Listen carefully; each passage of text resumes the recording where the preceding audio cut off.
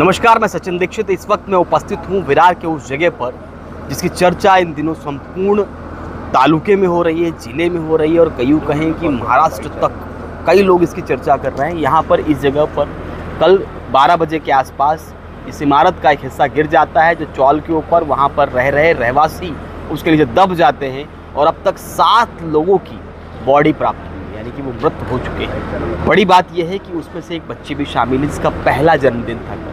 इन संपूर्ण घटनाक्रम में इस इमारत को कई सारी नोटिस दी गई थी कि इसे खाली कर दिया जाए, इसे तोड़ दिया जाए क्योंकि ये जर्जर हो चुकी थी। इन सब प्रकरणों के दरमियान कल देर रात जैसे ही घटना हुई उस समय बहुजन विकास अघाड़ी के तमाम कार्यकर्ता यहाँ पर उपस्थित हुए, मेहनत कर रहे थे, उन लोगों की सहायता कर रहे थे, लेकिन कहीं न कहीं प्रशासनिक चूक सामने आती है। वो प्रशासनिक चूक सामने आती है कि इस तरह की इमारतें जो इनलीगल उन्हें बनाने का शरण देना, संरक्षण देना, उसके बाद उस इमारतों को बनने के बाद जब उसको जर्जर होने का नोटिस जारी करती है तब 1 नोटिस 2 नोटिस करीबन 8 के आसपास नोटिस दी गई, लेकिन त्वरित कार्रवाई के लिए प्रखरता और जो ठीक से काम करना चाहिए वो अगर समय पर किया होता तो हो सकता है कई लोग जीवित होते। आइए हम मुनफ जी से बात करते हैं और जानते हैं कि आखिर क्या कुछ घटनाक्रम है। मुनफ जी, क्या कहें, जब आपको कब मालूम पड़ा और जब मालूम पड़ा तो आप कैसे यहाँ पहुँचे और प्रशासनिक जो रवैया होना चाहिए वो कैसा है? रात को ठीक 11:30 बजे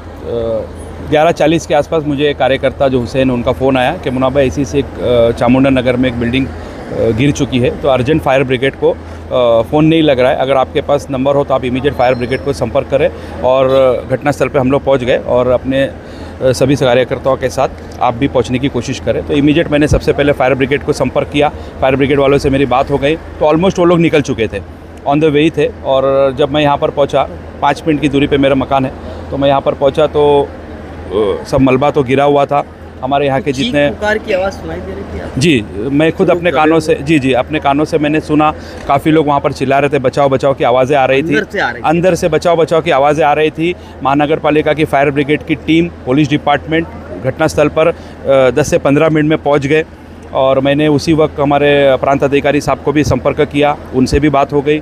फिर हमारे डीसीपी साहब भी पहुंच गए, फिर हमारे माजी आमदार क्षिति दादा ठाकुर वो भी अपने 12 बजे तक वो भी पहुंच गए, वो भी यहाँ पर अर्धी रात तक पूरा थे और अपनी टीम के साथ हमारे बहुजन विकास अघाड़ी के सारे कार्यकर्ता यहाँ पर अपनी सक्रिय हो गए और लोगों की मदद में लगे थे। क्या आपको लगता नहीं प्रशासन की इसमें बड़ी चूक है? अगर समय पर कोई भी काम हो, अगर समय पर करती तो शायद हो सकता है यहाँ पर कई सारी जानें बच जाती और लोगों को राहत भी मिल जाती। क्या लगता है?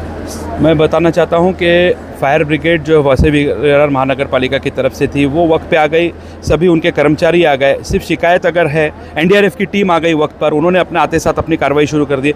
अगर शिकायत अगर है तो एमएससीबी डिपार्टमेंट की इसमें लापरवाही मैं कहूँगा, क्योंकि यहाँ पर एक पोल था जिसको उन्होंने तुरंत कट तो कर दिया। जो कर्मचारी थे उन्होंने पोल को कट कर दिया, हमने उसी वहाँ से लाइन लेकर हमने फोकस वगैरह लग रहा, कनेक्शन कट हो गया क्योंकि यहाँ पे जो रहिवासी करंट वगैरह पास नहीं हो, इसीलिए शॉर्ट सर्किट की वजह से।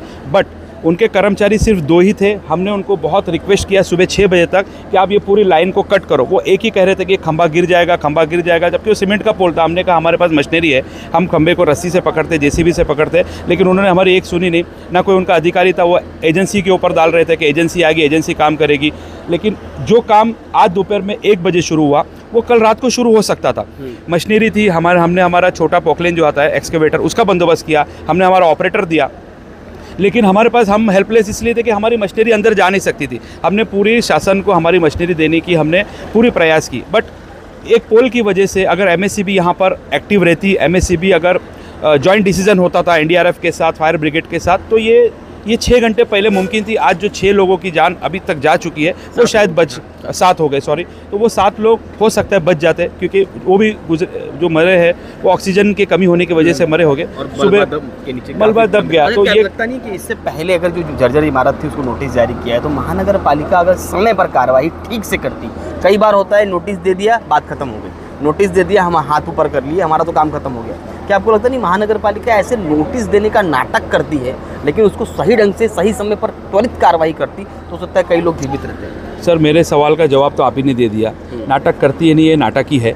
आप नोटिस दे के अपना पल्ला झाड़ दो, बिल्डिंग गिरती है तो फिर उसके बाद सब आ जाते हैं, उनको पता है कि होगा क्या, कुछ नहीं। ऐसी आज ये हुई है। अभी आप देखते जाइए, विरार में अभी 20-25 साल की जितनी भी इमारतें हैं सब यही कगार के ऊपर है और सबका यही हाल होने वाला है। अभी भी जो बीत गया वो बीत गया। अभी भी महानगर पालिका ने इसके ऊपर एक्शन लेना चाहिए। जो बिल्डर है उसके ऊपर कड़ी कार्रवाई होनी चाहिए, लैंडलॉर्ड के ऊपर होनी चाहिए। ये एक बोलते हैं ना प्री प्लान्ड मर्डर है। 120B के तहत ये सेक्शन बैठता है, 420 बैठता है जो अभी का BNS है।